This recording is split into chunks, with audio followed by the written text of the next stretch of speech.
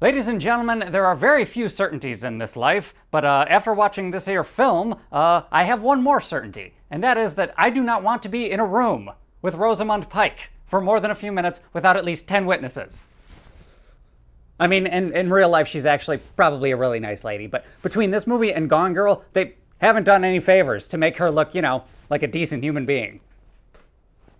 So just take that for what you will. Cue the music. Hey, what's up everybody? How's it going? How y'all doing today? Welcome back. And for today's movie, it's called I Care a Lot. And I would say, generally speaking, in a nutshell, this movie is about a bunch of garbage people doing a bunch of garbage people things. So naturally, it turned out, ironically, pretty awesome. Granted, there's a few little things that I would tweak a little bit, like here and there, but overall, it was a pretty impressive product they put out. And the overall plot of the movie, it centers around Rosemund Pike, who essentially plays a state-sanctioned caregiver. And basically, her job is that when an elderly person, maybe they're experiencing dementia or Alzheimer's, basically when they don't have all their faculties, Rosemund Pike gets called in to be kind of like a de facto legal caregiver, thus like taking away all the rights of the older person. And typically speaking, this type of thing should happen very, very rarely and almost never. However, Pike's character turns out to be a grifter who kind of swindles these old people into signing away their life basically. And then she basically sells off their assets and keeps a chunk of the profit while making everything look like it's on the up and up. However, the kicker is, with her most recent case, the old lady seems to not have any relatives or friends or really anybody that cares about her. However, she comes along with a lot more baggage than maybe was anticipated. And from that point on, it turns into this kind of cat and mouse game between her and a character played by Peter Dinklage. And watching this drama unfold it's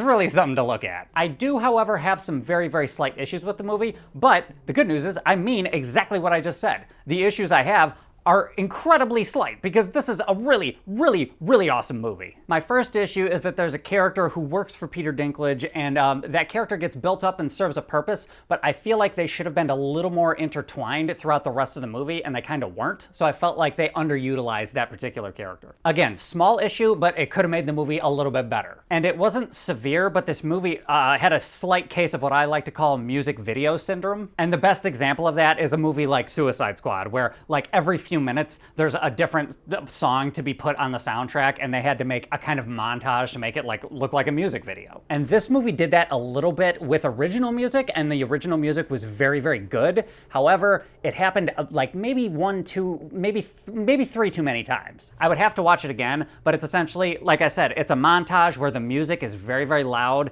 and you see several different things taking place on screen. That happened a few too many times. Like, the tone of the movie was already well set up in the beginning. So at a certain point, these kind of like tonal, I guess, montages for the movie, they felt a little bit like irrelevant, and they were kind of beating you over the head with it, but it only happened like a couple too many times, if at all. And my very last issue, it kind of has to do with the ending, so I'm gonna dance around it as much as possible to not like give it away or whatever. If you guys want to talk about that in the comment section, I'll be happy to tell you. Just put a spoiler warning in there, but it's like, I don't want to give away too much. There was a slight inconsistency in one little part, but the way that all the characters ended up and the final conclusion of the movie was absolutely perfect. So it did not detract from the overall story, just one little thing that I probably would have tweaked around. Besides all of that unfortunate business though, this movie is a bundle of fucking joy, because this is an extremely good movie. And the best part about the movie, in my opinion, and I could be overthinking this, I don't know if this was actually intentional or not, but the movie kind of comes off like it's going to have a political agenda on more than one occasion. But if you watch the entire movie and you see how it ends and you see how certain characters manifest themselves, this movie has no political agenda.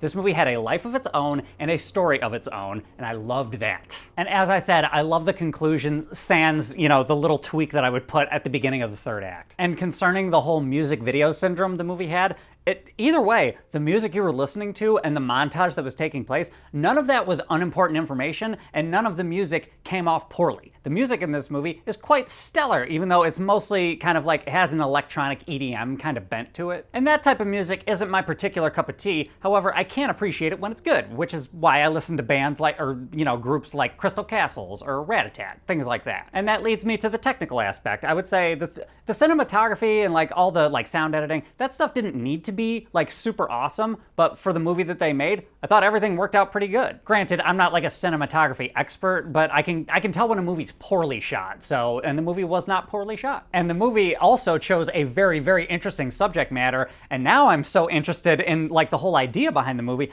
I'm wondering how often this actually happens in real life and whether or not some true elements may have been weaved into the story. I'm very curious now. Watch out for your elder loved ones, people. That's all I can tell you.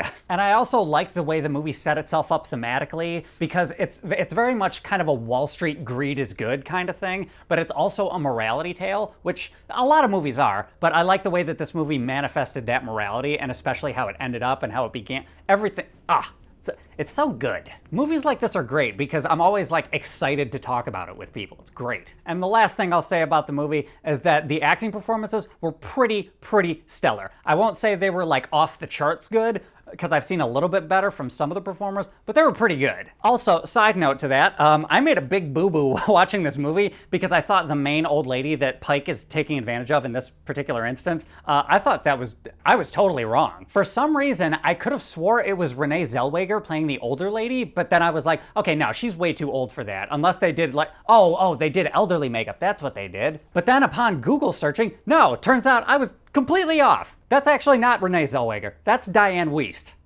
Completely different person. Diane Wiest plays the mom from Edward Scissorhands, and she was in Footloose, she was in The Birdcage, she's been in a whole bunch it's completely different person, so that was my bad. But the good news is that either one of those women, if either one of them had played the role, it still would have been as good of a performance as I witnessed in the movie. So those two are comparable. So I guess that's a good thing. But as it stands, Diane Wiest did a great job. She played a feeble old lady, but she still kind of has this particular wit about her. I loved her performance. It was great. And Peter Dinklage, he wasn't firing on all cylinders, because we have, how many ever seasons of Game of Thrones that we've seen the absolute best come out of him. But either way, he still sold it pretty well, and I bought his performance. Especially in the second half of the movie. He really shines. In the first half, he's kind of like rage baity, but the second half, he's really good. And I like the way all the side characters acted as well, because they weren't super realistic acting, but the acting was fitting for the vibe that they kind of set up, because it was ever so slightly cartoonish in tone. In other words, all the side characters fell in line tonally with the rest of the movie, and I thought they did good. And obviously, Rosemund Pike just slays everything, basically. She straight up runs this movie anytime she comes on screen. But anyway, guys, at the end of the day, super solid movie with a lot of ins and outs, couple little issues, but overall, I highly recommend this movie, for sure, if you're into like crime movies. So for a score, overall, out of 10, I would say I'd give it probably a 9.0 out of 10. Extremely good movie with extremely intimidating characters and like totally crazy characters, like there's a whole bunch of stuff going on. This movie isn't quite as good as like, say, a Gone Girl, for example, but it definitely holds a candle to it. It should be in the same conversation, for sure. But anyway, guys, those are my thoughts. What are your guys' thoughts? Have you seen this movie? Did you like it? Did you like it more than Gone Girl? Hop in the comments. Let me know what's up. Other than that, if you like this video, give me a like, subscribe, share, hit the bell, do all the usual YouTube shenanigans. And I will catch you guys next time.